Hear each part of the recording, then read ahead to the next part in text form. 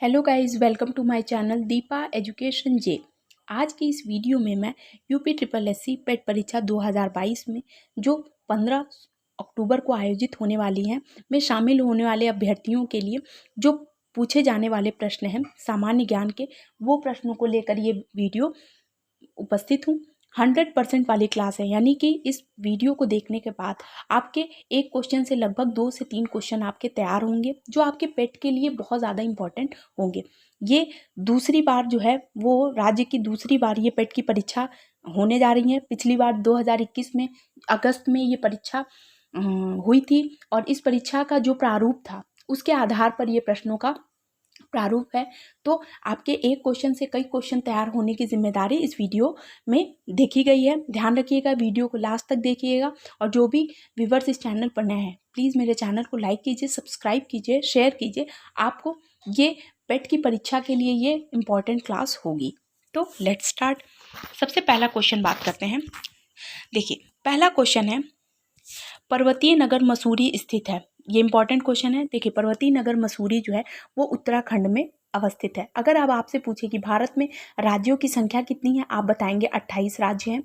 केंद्र शासित प्रदेशों की संख्या कितनी है? 8 केंद्र शासित प्रदेश हैं। ध्यान रखिएगा, उसमें एक राज्य है उत्तराखंड। इसकी राजधानी कौन सी है? तो इसकी राजधानी है देहरादून। ध्यान रखिएगा, ये सारी चीज़ें बहुत ही ज़्यादा इंपॉर्टेंट होती हैं, आपके एग्जाम के पॉइंट ऑफ व्यू से भी बहुत इंपॉर्टेंट हो जाती हैं।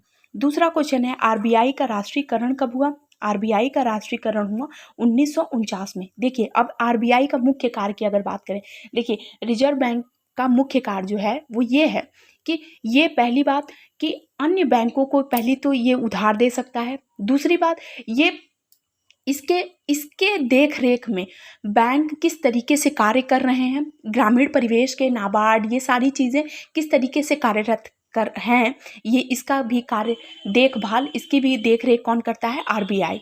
ठीक, तो ध्यान रखिएगा, आरबीआई का कार्य भी इंपॉर्टेंट है और इसका राष्ट्रीयकरण जो है 1949 में हुआ था।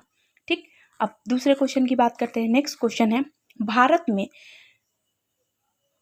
किस उद्योग में सर्वाधिक लोग कार्यरत हैं? देखिए, इसमें लोग कंफ्यूज होते हैं, परंतु कपड़ा उद्योग है जिसमें भारत में सर्वाधिक लोग कार्यरत हैं। यानी कपड़ा उद्योग एक ऐसा उद्योग है जो भारत में सर्वाधिक लोग इस उद्योग में शामिल हैं, सर्वाधिक लोग इसमें कार्यरत हैं।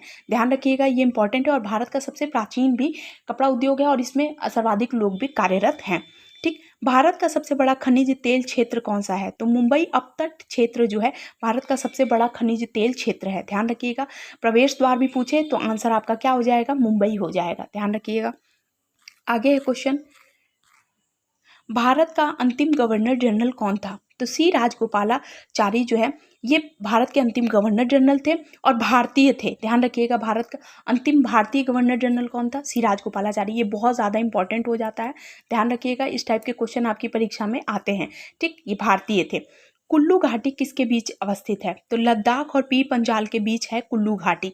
कुल्लू घाटी किसके बीच अवस्थित है? तो लद्दाख और पीर पंजाल के बीच है कुल्लू घाटी।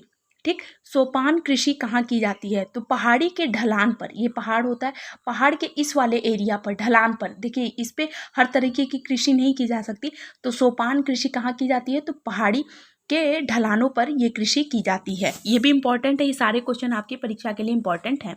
आगे क्वेश्चन की बात करते हैं, जब शुद्ध जल में डिटर्जेंट डाला जाता है तो पृष्ठ तनाव होता है। देखिए, जब शुद्ध जल में डिटर्जेंट डाला जाता है तो पृष्ठ तनाव जो होता है वो घट जाता है। ठीक, ध्यान रखिएगा, ये भी इंपॉर्टेंट है और आपकी परीक्षा के लिए। देखिए, पृष्ठ तनाव का मतलब ये होता है कि देखिए, जब हम लोग, ये क्वेश्चन भी साइंस में एक क्वेश्चन आता है कि जब हम सूप गर्म पीते हैं तो हमें स्वादिष्ट लगता है और ठंडा पीते हैं तो कम स्वादिष्ट लगता है, क्यों? तो इसका कारण है पृष्ठ तनाव। ठीक, ध्यान रखिएगा, पृष्ठ तनाव।